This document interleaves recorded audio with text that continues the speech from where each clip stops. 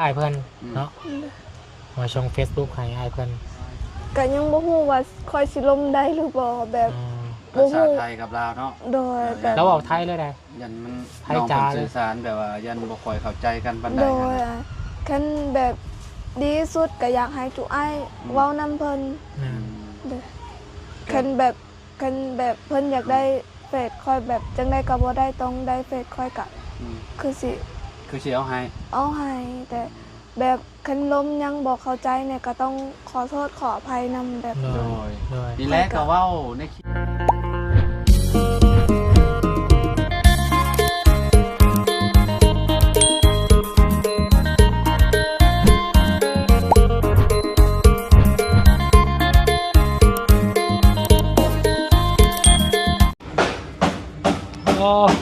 สร้างเฮ็ดเทือนนี่ก็พี่น้องเนาะจนมืดค่ำค่อยค่ำลงแรงก็ยังตอกต่ำอยู่พี่น้องระวังก่อนตอกคู่ตอกมือเด้อสร้างเด้อ คำยังตอกอยู่เนาะคำก่อนเนาะโอ้เฮ็ดโอทีบ่ เอาพี่น้องเนาะทางสร้างเฮ็ดเทือนร้านทั้งเจ้าของดินเพิ่นนี่แหละพี่น้องเนาะเฮ็ดเทือนข้างๆกันนี่แหละพี่น้องเอาพี่น้องนะคอยคำลงแรงพี่น้องก่อนอื่นเด้อทางมุนสารวันขอกราบทักทายสบายดีพ่อแม่พี่น้องสบายดีเพื่อนกันวัดสุขุมสุขนสบายดีFCผู้ใหญ่จีบุญวัดทุกทานเนาะยินดีต้อนรับเข้าสู่ช่อง YouTube ประบุญสารวันพี่น้องเอ้ยภาพกายจะมืดมัวๆแน่จังหน่อยต้องขอโทษขออภัยน้ำลายเด้อเพราะว่าสิทานเว้นกับน้องเพิ่นกับไปเฮ็ดเวียกเฮ็ดงานบ่ค่อยมีเวลาเนาะน้องเพิ่นกับ มา5 โมงกว่าๆแล้วพี่น้องเอ้ยเนาะตอนนี้ก็6 โมงละพี่น้องเอ้ยเพื่อถึงทีมงานเฮาสิถ่ายทำแล้วเนาะก็รอคิวพี่น้องเอ้ยเนาะคือเก่าอาวุธก็ไปเติมน้ำมันมาช่วงบ่ายๆพี่น้องเอ้ยเนาะไปหากินข้าวกินน้ำแล้วก็พักผ่อนแน่พี่น้องรู้สึกว่าเจ็บหัวขึ้นมาอีกแล้วพี่น้องเอ้ยเนาะสงสัยตากฝนหลายพี่น้องเอ้ยเอาพี่น้องเอ้ยทางบนเองก็ที่มาพูดคุยเนาะให้พี่ให้น้องได้ทราบกันเรื่องราวที่ว่าทั้งไอ้ใหญ่ใจดีอยู่ทางประเทศสวีเดนบริษัทเนาะหรือว่าอยู่ทางต่างประเทศเพิ่นก็อยากจะขอเนาะ Facebook พี่น้องแล้วก็เบอร์โทรของเจ้าของดินเพื่อจะติดต่อหาทางน้องป๊อปพูดคุยหรือว่าจะได้ข้อมูลเพิ่มเติมพี่น้องเลยเนาะถ้าบุญกสิส่งไปให้อ้ายเพื่อนแต่ว่าบุญยังไม่ได้ส่งตอนเย็นๆนี่แหละเนาะเพิ่นได้ว่ากับบุญว่าอีกประมาณจาก2 มื้อว่าจะฝากเงินมาจำนวนหนึ่งเนาะว่าให้กับน้องป๊อปพี่น้องเลยเนาะแต่บุญก็ยังไม่ได้แจ้งยังน้องป๊อปหรอกเพราะว่าอ้ายเพิ่นก็ยังบอกว่าห้ามถ่ายทางบุญนี่แจ้งทางน้องป๊อปเพราะว่าเรื่องเล่ายังเนาะบางทีเราแจ้งไปแต่เขาหับข่าวไปแหละบุมีการช่วยเหลือมาหลังน้องเพิ่นก็สิเสียใจอีกนะพี่น้องเลยทางบุญก็เลยมีแต่สิพูดคุยอารมณ์อ้ายเพิ่น2 คนแล้วก็แจ้งพี่แจ้งน้องนี่แหละเนาะเพราะว่า ทั้งพี่เพิ่นว่าอีกประมาณจักทิศหนึ่งเนาะแต่ว่าฝากเงินมาจำนวนนี้ได้เพิ่นสิลองฝากมาก่อนจำนวนหนึ่งจำนวนน้อยๆว่าซั่นเนาะส่วนจำนวนหลายนั่นก็เดี๋ยวถ่ายเราเบิ่งก่อนเนาะบุญกะนี่แหละพี่น้องเลยจะสิว่าจังไดเนาะก็มีแต่รอเนาะคือพี่น้องรอลุ้นนำกันว่าจะให้น้องเพิ่นได้ดินดอนตอนหญ้าหรือว่าได้รับการช่วยเหลือจาก FC ผู้ใหญ่ใจบุญเวลาทานเนาะหรือว่าทานที่ให้ทางบนเป็นสะพานบุญให้แหละเนาะก็รอลุ้นนำกันผมก็รอรุ่นบ่ต่างพี่ต่างน้องที่เป็นกำลังใจให้กับน้องป๊อปหรือว่าเป็นห่วงหรือว่าสงสารอีกตัวน้องป๊อปนั่นแหละเนาะอยากให้เพิ่นถือการช่วยเหลือมาทำบุญเองก็ได้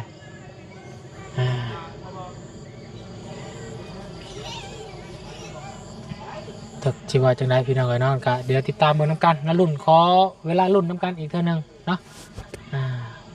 น้องป๊อปก็ได้ยินข่าวจากเบาเชียงว่านี่ก็ดีอกดีใจแล้วก็มีทีมงานมาวัดแทกดินดอนตอนหญ้าเนาะแต่ว่าบุญก็บอกคนไปแล้วว่าอย่าเฝ้าดีใจเด้อว่าฉันเนาะแต่ว่าแทกไปซื้อบางเทื่อ ทาง FC เพิ่นยังบ่ได้ตกลงว่าสิซอยเพราะว่าเฮายังบ่ได้เห็นเห็นทรัพย์เห็นเงินได้พี่น้องเนาะเฮาว่าแต่ปากเปล่าเด้ก็คือว่าแหละเนาะมันก็บ่มีหยังคือบ่มีหยังได้มานะพี่น้องบ่มีหยังเกิดขึ้นเนาะนอกจากถ้ามีเงินเนาะเฮาจัง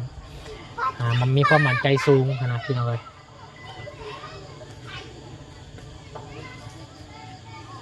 ตอนนี้ทั้งพี่เพิ่นก็ยังบ่ได้ทักมาเลยเนาะ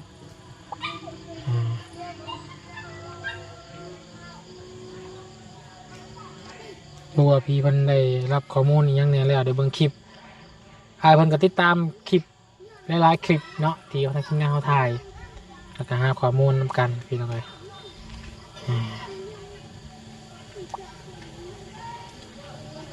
ดูในช่องหาเพิ่นแล้วกันเนาะ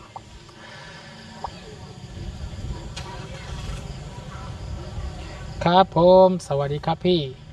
ตอนนี้ผมก็กำลังอยู่บ้านน้องป๊อปอยู่นะครับกำลังว่าจะถ่าย Facebook ให้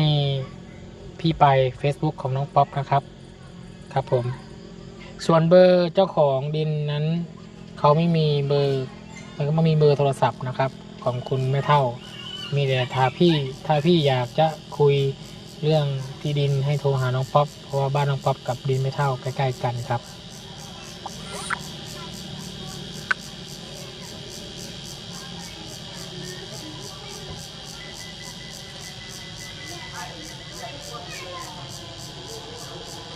ทุกคนก็เข้าใจ FC เนาะ เข้าใจ FC หลายผู้หลายคนที่ให้ความสนใจหลายแล้วก็รุ่นเหมือนกันเป็นยังไงเนาะ พอจะให้น้องป๊อปเพิ่นได้เนาะข้างเบิ่งอีกสักมื้อ2มื้อเนาะแต่ว่าอ้ายเพิ่นฝากขึ้นมาผมก็สิแจ้งพี่แจ้งน้องอีกเทื่อนึงเนาะแต่ว่าอ้ายเพิ่นก็ว่าสิฝากขึ้นมา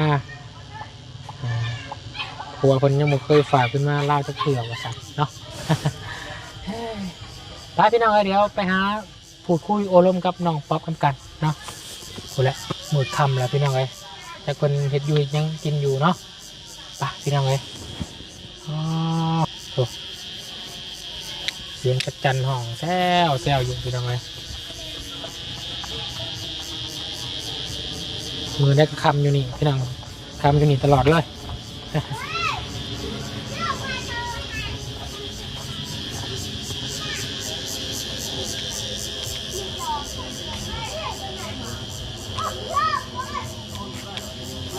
ฟิวตอนคืนพี่น้องเลย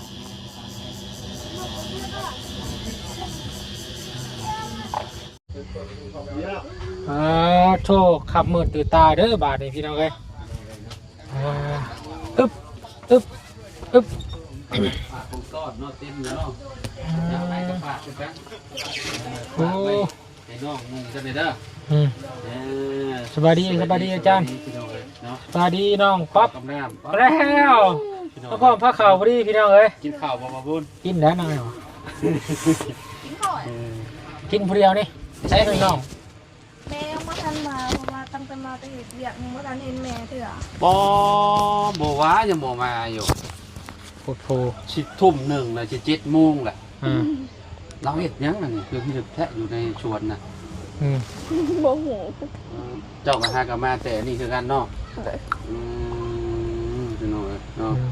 ทั้งน้องป๊อปเนาะมาแล้วก็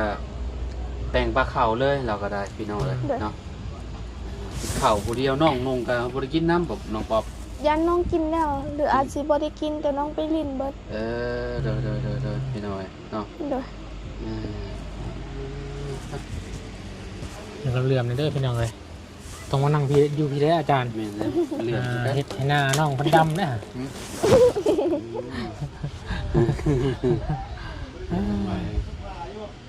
เปิดแฟลชกับยันน้องพันเหลื่อมตาพี่น้องเลยบนเลื่อมตีเนาะน้องป๊อปเนาะบ่จ้ะ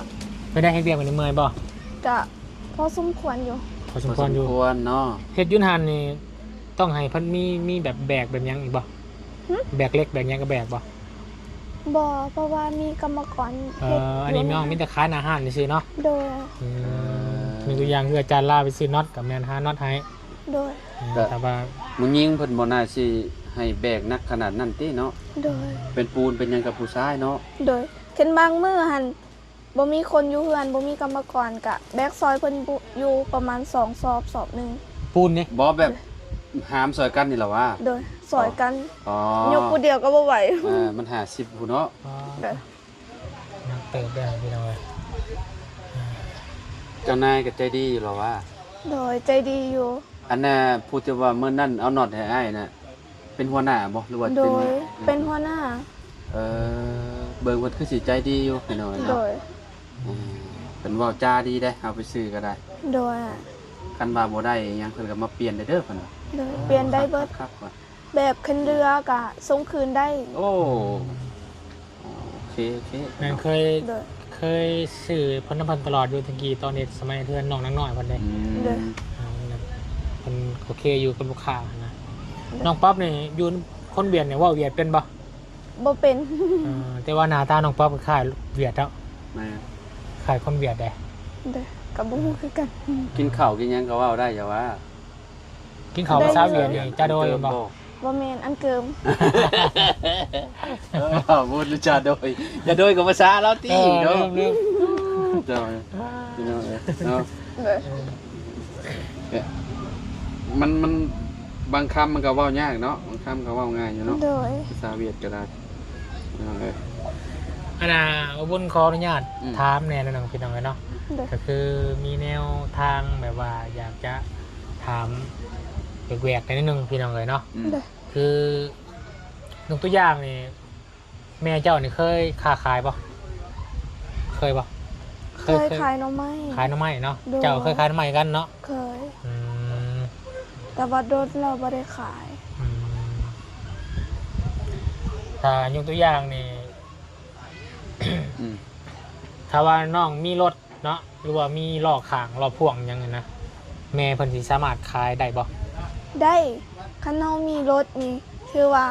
สำบายเพราะว่าหน้าฝนนี่คนก็สิหอบหน่อหมอกหน่อไม้ไปขายอยู่เวียด อืม คือว่าหลายประมาณ2เปา3เปาก็มีเป็นร้อยๆถุงเลย อืม อันนี้คืออาชีพหลักๆนี่แมันจะขายหน้ำไม้เนาะ โดย เพราะว่านี่ก็ใกล้สิฮอดฤดูหน้ำไม้เข้ามาได้พี่น้องเริ่มมีลายแล้วเนาะ เขาสิเฮ็ดเป็นหน่อไม้ดองเป็นทุง เป็นทุงแล้วก็ โดย เอาใส่รถไปขาย โดย อืม ลาย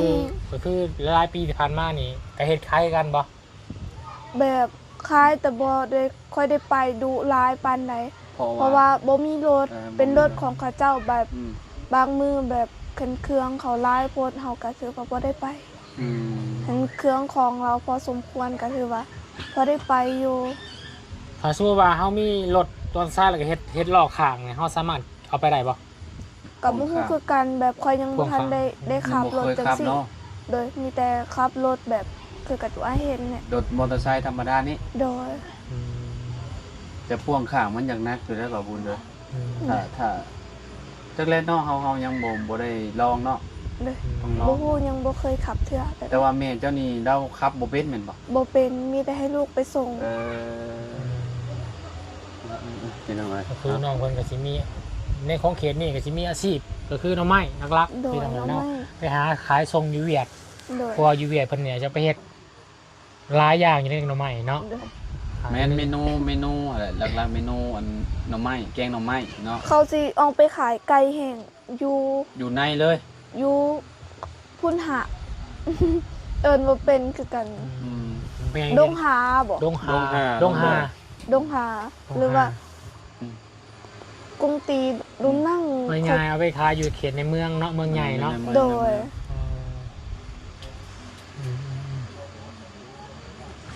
นี่แหละพี่น้องแล้วก็ทางบุญเองก็โดยส่วนตัวเนาะก็คือได้ร่วมกับพี่กับน้องแล้วว่า เรื่องอ่า ทั้งพี่ใจดีเพิ่นนั่นแหละเนาะที่เพิ่นอยากเพิ่นเอ่ยปากว่าอยากจะซอยน้องป๊อปเนาะเรื่องหลายๆอย่างนั่นแหละเนาะในครอบครัวน้องป๊อปเพิ่น โดย แต่ตอนนี้ก็ทางบุญก็ยังรอคือกันเนาะอยากให้น้องป๊อปเจอ โดย ฮู้นำกันนั่นแหละพี่น้องเอ้ยเนาะ โดย ก็บ่อยากให้หวังร้ายจนเกินไปเนาะ โดย อยากให้ได้ก็ได้ธรรมดาได้ก็ เผื่อ ได้ ใจ เนาะ แน่ เผื่อใจไว้ในก็ดีพี่ โด น้อง ย เอ้ยเนาะ เผื่อใจไว้ โอ้ถ้าข่อยให้ความหวังข่อยก็ โยกนอนบ่หลับไปแล้วข่อย โดยคือกันเบิดแต่นี่ก็ เพื่อใจน้ำแน่ เพื่อใจไว้แน่ ดีแล้วดีแล้ว เพราะว่าเฮาก็เคยเห็นอยู่เนาะแบบแล้วแต่บุญวาสนาเฮา โอ้โดยพี่น้องเนาะ โดย บางเทื่อวางลายกับเจ็บร้ายเนาะ โดย อันนี้ก็ทั้งอ้ายเพิ่นก็บอกก็บุญอยู่เนาะแต่ว่ามื้อนี้ว่าสิส่ง Facebook ไปให้ทั้งอ้ายเพิ่นเนาะว่าส่ง Facebook ให้อ้ายเพิ่น ก็ยังบ่ฮู้ว่าค่อยสิลมได้หรือบ่แบบ ภาษาไทยกับลาวเนาะ โดยแบบ แล้วเว้าไทยเลยได้ ยันมัน ไทย น้อง จ๋า เพิ่นสื่อสารแบบว่ายันบ่ค่อยเข้าใจกันปานใด โด ค ย รับ คันแบบดีสุดก็อยากให้จุอ้ายเว้านำเพิ่น อืม โดยคันแบบเพิ่นอยากได้เฟซค่อยแบบจังได๋ก็บ่ได้ต้องได้เฟซค่อยก็ อืม คือสิ คือสิเอาให้ เอาให้แต่แบบคันลมยังบอกเข้าใจเนี่ยก็ต้องขอโทษขออภัยนำแบบ โด โด ย ย โดย นี่แหละก็เว้าในคลิปซุ่มอ้ายนี่ก็ได้เพิ่นก็เบิ่ง แม่เพิ่นเบิ่งอ อั ยู่ นนี้ในช่องบ่บุญนี่เพิ่นก็เบิ่งอยู่ โดย เนาะ โดย แต่บางทีน่ะเพิ่นอาจสิแบบฟังบ่เข้าใจแน่เนาะ โดย เพราะว่าเพิ่นไปเติบโตอยู่พุ่นเด้ โดย มีแต่มื้อนี้แหละแต่ว่าบ่บุญยังบ่ได้ส่ง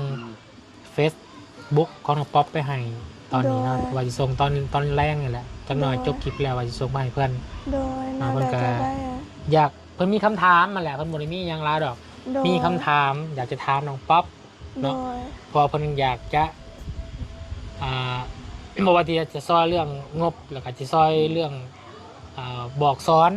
แล้วก็การทำมาหากิน โดย ของเพิ่นสิบอกแบบนี้หั้นนะ โดย เพิ่นก็บ่ได้หยังดอกมีแต่ว่าอยากถามแล้วก็อยากบอกสอน โดย ในการใช้ชีวิตต่อไป โดย เฮ็ดแบบซั่นแบบซี่หั้นนะ โดย เพิ่นค่อนข้างจะละเอียด โดย สูงเลยแหละพี่น้องนะทั้งอ้ายเพิ่นก็ได้บุญก็ยังบ่ฮู้จักชื่อเพิ่นเลย ท้องจะมือเลยลงเพิ่น รวมกัน 2-3 มื้อแล้ว 2-3มื้อยังบ่ถามชื่อกันอยู่ ยังบ่ได้ถามชื่อกันอยู่พี่น้องเอ้ยเนาะเอาบุญก็บ่กล้าถาม เพราะว่าเพิ่นสิบอกกับบุญนี่แบบค่อนข้างเราสิ เป็นคนมี IQ สูงนะ โดย แล้วเฮาบ่คนบ่มี IQ เลยนะพี่น้องเอ้ย โดย แล้วเฮาก็บ่กล้ามีแต่ว่าโดยก็เพิ่นครับมีแต่ครับอย่างเดียวไว้ง่ายเพิ่นเว้ามานี่อัดเสียงมานี่ประมาณ 2-3 นาทีกระบุญสิต่อไปประมาณ20วิประมาณนั้นพี่น้องเอ้ย แบบ ครับ ต้องเขียนฮู้นำแน่ เพิ่นสิบอกสอนเฮาแล้วก็มีต้องวางแผนเห็นให้นี่ต้องวางแผนหรือว่าต้องเฮ็ดวางเฮ็ดธุรกิจหยังอย่างเพิ่นน่ะเพิ่นเป็นนักธุรกิจ โดย ดังอายเพิ่นน่ะแต่บุญก็ยังบ่ได้เปิดวาร์ปใน Facebook หรือว่าให้สั่งลง YouTube ดอกพี่น้องเนาะบุญก็ต้องถามอายเพิ่นก่อนเนาะมีแต่ได้ยินแต่เสียงมื้อน่ะก็ โดย แต่อัดเสียงไปเนาะแต่อัดเสียงมาหาทางบุญเรื่องของป๊อปหยังนี่แหละพี่น้องเอ้ยอัดมาหลายเนาะ โดย คุณไม่ต้องทำวิดีโออีกหรอกเพราะว่า เดี๋ยวจะให้น้องป๊อปฟังเสียงคร่าวๆเด้อ โอเคพี่ดูคลิปนี้แล้วเข้าใจว่าคุณพยายามอธิบายที่คุณช่วยเหลือครอบครัวอันเนี้ยแล้วก็โชว์เอกสารอะไรเนี้ยโอเคน่าเชื่อถือเราเข้าใจแล้วคุณเข้าใจความหมายไหมเป็นแบบว่าที่เราส่งพัก เนาะ โอเคครับอันนั้นเราเข้าใจมันทนทานได้หลายปี แต่ เป็นได้ยินเสียงเพิ่น คุณอย่างที่เราอยากจะรู้ว่าบ้านจะดูยังไงก็ได้ใช่ไหมครับ ในบริเวณที่น้องป๊อปคุยอยู่อะคือว่ามันไม่ต้องเข้ากับตัวบ้านถ้าเกิดสมมติเราคิดว่าบ้านอันนี้มันดีสำหรับ ฟังออกป่ะ ถ้าเกิด ภาษาไทย ภาษาไทย ชาวบ้านก็จะไม่มีปัญหากับว่าทำไมบ้านมันดูไม่เหมือนกับคนอื่นๆเขาอะไรเงี้ยอันนี้เราอยากจะรู้ไงคุณเข้าใจปะ ถ้าเกิดสมมติเราซื้อที่ดินได้แล้วใช่ไหมเราจะปลูกบ้านดูยังไงก็ได้ใช่ไหมครับที่ประเทศเราอ่ะหรือไม่ก็ที่หมู่บ้านที่น้องป๊อปเขาอยู่อ่ะหรือว่าต้องขออนุญาตจากคนที่เป็นเจ้าของแต่เราคิดว่าถ้าเกิดซื้อที่ดินแล้วมันก็เป็นสิทธิ์ของเขาอ่ะจะทำยังไงก็ได้ใช่ไหม ฟังเข้าใจบ่ เข้าใจ เพิ่นเว้าในแนวกิน เพิ่นเว้าเรื่องแบบที่ดินกับเขื่อนซ่านนี่แหละ คันว่าเป็นของเจ้า สิเฮ็ดหยังก็ได้ โอเคได้อยู่ น้องกันโอเค ได้อยู่พอได้อยู่เนาะ โดย แต่ว่าลมได้อยู่เนาะเป็นภาษาไทยก็คือความหมายของอ้ายเพิ่นนะพี่น้องเลยเนาะเพราะว่าเวลาไปอยู่ในต่างประเทศหลายตั้งแต่น้อยจนใหญ่แล้วเราว่าอยากถ้าเฮาซื้อดินแล้วเฮาสามารถสิปลูกเรือนแบบใดก็ได้บ่ โดย แต่ว่ายกตัวอย่างแล้ววนยกตัวอย่างเนี่ยเปิดเนี่ย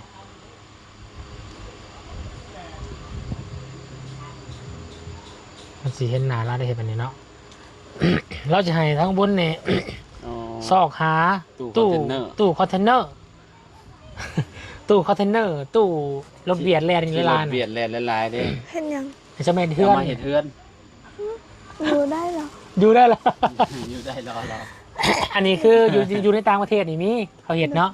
แล้วมันบ่พายุกับบ่เอาไป โดย วางไว้ วางไว้ตึ้มแล้วก็มีแต่ว่า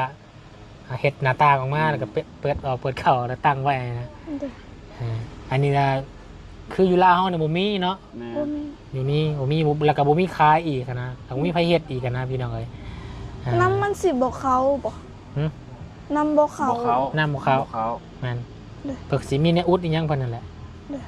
อ ตู้คอนเทนเนอร์แล้วก็แบบนี้ อืม เรื่องแบบนี้ เอาดินบ่ เอาดินกับไม้ไผ่ ไม่ โอบ บ่เคย เอาดินกับไม้ไผ่มาโอบแล้วก็อยู่เย็นเด่นแล้วอ่ะ เพิ่นก็เลยเสนอเฮือนที่ว่าเฮาเคยเฮ็ดมาให้เพิ่นไป อืม นะเฮือนที่ว่าเฮาเคยเฮ็ดที่ผ่านมาน่ะเฮือนทรงโมเดิร์น อืม แล้วก็แอมไม้แผ่นไม้ชะล่า โดย มันตกอยู่ราวๆ130,000 บาทเนาะก็ตกอยู่เกือบประมาณ80 ล้านเนาะ90 ล้านเนาะ อืม เฮือนหลังหนึงนะพี่น้องนะเราก็เลยว่าดูค่อนข้างมันจะแพงนะเนาะ โดย แต่มันก็แพงอยู่อะไรพี่น้องคือเพิ่นว่าแหละแต่ว่ามันก็อยู่ทนทานในหลายปี อยู่ได้หลายปี อยู่ เช่น ได้ เช่นล้านพุ่นแล้ว โซ กัน ลู แน่ กโซลานหมดแล้ว มันถ้าถือไม้ตัวดีอ่ะไม้ ได้ ไม้แข็งๆน่ะมันบ่มีแนวเห็ดมันได้ดอกเนาะ เลย ก็คือรุ่นลูกน้องป๊อปก็ยังอยู่ได้ อืม โดย อันนี้คือกันและเฮือนหลังนี่ก็คือกันครับสมมุติว่าถือไม้ตัวที่มันดีเนี่ยมันก็อยู่นานอยู่ทนมันก็ โดย ปวกอิหยังมันก็บ่กัดนั่นน่ะ โดย มันก็สำนี้มันก็ถือว่าแบบมันก็บ่ได้อันนั้นนะพี่น้องถือว่าโอเคแหละแบบนี้ก็ได้เนาะ โดย ขอแต่ว่ามีพาเนาะพาไม้สลาซะเนาะว่าบุญหรือว่าไม้เปลี่ยนไม้48มาใส่นี่ก็โอเคแล้วเพื่อนหลังนี้นะคาดว่าน้องเพิ่นมีที่มีทางเป็นของตัวเองแหละหรือแบบเฮาอยากเฮ็ดหยังก็ได้นะพี่น้องเอ้ย เลย เพื่อนก็ได้ แม่น อันนี้เฮาเฮ็ดงามเลยเพราะว่าโอ้ยในอนาคตก็ว่าอ้าวได้ง่ายไปอยู่หมู่อื่นก็ต้องได้ลื้อเฮือนอีกนะตอนนี้ก็อยู่ตัวนี้ไปก่อนเนาะ โดย รอให้เฮาอันมีข่าวดีเรื่องที่ดินมา แต่สิ่งสำคัญนี่ก็คือเรื่องดินนี่แหละเนาะ แม่น ได้ดินเป็นของตัวเองก็ รื่ที่ดินนี่แหละ โดยง่ายมันได้ดินแล้วก็ อืม ปลูกเพื่อนสิเป็นเพื่อนแบบแรกอะพออยู่ แม่น พอสนพอเศร้ากันยัง แม่น ดีเนาะเนาะ โดย เพื่อในภายภาคหน้าอนาคตเฮาก็แนมบ่เห็นว่าเนาะ โด บาง ย ทีมื้อเทื่อเพิ่นมีโครงการสิเฮ็ดเฮายังมีดินของตัวเองเพิ่นบ่มีภายไร่เฮาไปใช้เนาะ แม่น โดย มันเป็นดินของตัวเอง เรายังได้อยู่ที่ตัวเองเนาะ โดย เงินสิเก่าก็อย่ามัน โดย เนาะเฮาหาเงินได้เฮาก็เฮ็ดเอาหั่นน่ะ โดย พี่น้องเอ้ยเนาะ นั่นแหละ ตอนนี้ก็อดทนเอาก่อนเนาะ โดย เป็นกำลังใจให้น้องป๊อปเพิ่นคือเก่า โดย เดี๋ยวสิให้น้องเพิ่นกินข้าวได้บ่บุญเด้อ ได้ เนาะ ได้ อันใช้เบิ่ง เบิดแล้วกินแล้ว กินเรียบร้อยแล้ว เอาเสียไปเก็บแล้วบ่ โดย โอ้พี่น้องเอ้ยเนาะต้มไข่ โดย ต้มเพื่อน้องเพื่อนุ่งแล้วก็ได้ เพื่อแม่พร้อม โดย เนาะแม่ก็ยังบ่เห็นอยู่ โด เนาะ ย เจ้าว่ามีไผไปนำเราแม่เจ้า มีหลายคนอยู่ เออ แบบไปเอาแหงหมู ไปเอาเฮงบ่ โดย เจ้าว่าต่อเลยกับบ่จักนี่เนาะ แต่ว่ายันแบบคล้ายๆคือว่ามันยังแล้วบ่อันนะฮะ เลย คือมันยังน้อยๆนะก็คือแบบต่อยาวเลยแบบนี้นะ โดย เลยบ่ได้มาเนาะ โดยยังบ่ฮู้ อืม โอ้โหคือ ไป กัน ไกลบ่เนาะ กะข่อยบ่ฮู้แบบจักสวนผู้ใดแต่ได้ยินบอกว่าไปเอาแหงหมูจักเพิ่นเมื่อหรือบ่แบบข่อยยังบ่ทันเห็นข่อยมาเฮือนยังบ่ทันเห็น ไปเข้าเวียกจักโมงออกจากบ้าน 7:00 น 7 โมงเนาะ6 โมงมาหาน้องเพิ่นได้เนาะ ได้ ได้ 6 โมงตอนฟื้นไปเช้ามาหาน้องเพิ่น โดย พอน้องเพิ่นเสร็จยังในตอนเช้า โดย นึงเขาเนาะ บ่ทันแม่หนึ่งก่อน ในนึงก่อน แม่ลูก มีแต่ล้างถ้วยนี่กับบางเทื่อก็กวาดเฮือนบ่ได้กวาดเฮือนก็มีแต่ผ้าพื้นแบบยานฝนตกนี่ ฝ่าพื้น เด้อ เก่งเนาะซะเนาะ คอยตื่นในเช้าอยู่ได้คอยขี้ง้อได้เพราะว่าโอ้โหถ้าว่าสิมาทายน้องเพิ่นในตอนเช้าก็ย่านเพิ่นไปเวียกแล้วนะมีแต่มื้ออื่น7 โมงเพิ่นไปเวียก อืม มื้อสิมาแต่4 โมงเช้าเด้อมื้อ ครับ ยังบ่ทันตื่นติ เจ้ายังบ่ตื่นติ โดย กินอะไรเนาะ 5 โมง 6 โมงเนาะ โดย ตื่น6 โมงอาบน้ำอาบในแล้วก็แต่งโตวแล้วก็เตรียมตัวไปเฮ็ด อัน เวีย นั้ ก นฮูบไปน่ะฮูบพ่อบ่ แม่นแต่คอยบ่ฮู้จักตัวใดพอคอยเพราะว่าเขาแปลงเป็นหน้าคล้ายๆคนเวียดเบิ่ง หน้าบ่คือกันเนาะ โดย แม่แล้วเพิ่นบอกนายขายคนเวียก ถ่ายมีแต่รูปแต่งบ่นะเนี่ยบ่ได้มีรูปอันนั้นพี่น้องรูปแต่งบ่เลยบ่ได้มีรูปตัวจริงคือพวกมื้อนี้เนาะ นอน อืม คอยยังบ่ทันเห็นเถื่อใดว่าแม่คอยป่าอยู่นี่ตาเจ้าอ้ายเจิงแข็งอีหลี อ้าวยังบ่เห็นใช่ป่ะ ยังบ่เห็นเถื่อ เจะบ่ได้เห็นรูปอันไว้อยู่ในนี้บ่ โดยเห็นแต่หูปตัวนี้ อ้าวรูปที่ว่าอันเสียบไว้แถวนี้เจะบ่เห็นใช่บ่ ยังบ่เห็นเถื่อ แสดงว่าตาจะข่อยดีลิใส่เนาะ คำมาพี่ตินอนเลยบ่ได้สังเกตยังไง ไปแล้ว เนาะ สาพี่น้องเอ้ยเนาะ นี่แหละ ไปน้องก๊อฟก่อน ว่ากัน เนาะ ได้มื้ออื่นพี่น้องเอ้ยเนาะ ว่ากันรอรุ่นรอชมนี่แหละเรื่องที่ดินที่ดอนของน้องป๊อปเพิ่นพี่น้องเอ้ยเนาะว่าสิมีข่าวดีมาตอนใดเนาะ โดย ตอนนี้ก็มีแต่ให้กำลังใจกันเนาะ โดย เลย ทั้งน้องเพิ่นก็สู่เวียกสู่งานพี่น้องเอ้ยเนาะวันอาทิตย์หยุดเหรอว่า หยุด โอเควันอาทิตย์หยุดพี่น้องเอ้ยเนาะ โดย หาแนวมาให้น้องเพิ่นเฮ็ดกิน แกงหน่อไม้ซะ แกงหน่อไม้บ่ แกงหน่อไม้ตำบักหุ่งเนาะ โดยได้ โอ้คักๆๆๆพี่น้องเอ้ยเนาะ ของหมักไปติ โดย ของหมักได้ตำบักหุ่งนี่เนาะ โดย แต่ว่ากระเพาะแหละเนาะหน่อไม้กับกระเพาะพี่น้องเอ้ยเนาะมีแต่เนี่ยเป็นกระเพาะเนาะ โดย โอเคจะไปป้าเลยนะน้องป๊อปเด้อ เด้อขอบใจเด้อ ขอบคุณ FC หลาย ขอ ๆ ให้ เนาะ จุอ้าย2 คนอยู่ดีมีแฮงขอให้เดินทางปลอดภัย ขอให้ร่ำรวยเฮ็ดหยังก็ขอให้เป็นเงินเป็นทอง ขอให้สุขภาพแข็งแรงเด้อขอให้พระเจ้าอวยพร ดู สา สา ขอบใจหลายๆเนาะ โดย ไปป้า พี่แต่ว่า เนาะ คือ Facebook เพิ่นไว้เด้ออยู่บนหาเบิ่งเมื่อกี้เด้อชื่อเสียงเพิ่นไว้บ่ได้จังคุยเพิ่นทุกตัวได้บ่ลมบ่เข้าใจก็บอกคนว่าบ่เข้าใจเนาะเบิ่งก็สิลมคุยนำเพิ่นนำแน่แหละเนาะโอเคไปพี่น้องกันเนาะขอลาแล้วเด้อคลิปนี้พบกันคลิปหน้าก็แล้วกันพี่น้องกันเนาะอยู่ดีมีแฮงก็จะคู่ทุกคนฮึบโชคมาร่ำรวยเด้อพี่น้องเด้อไป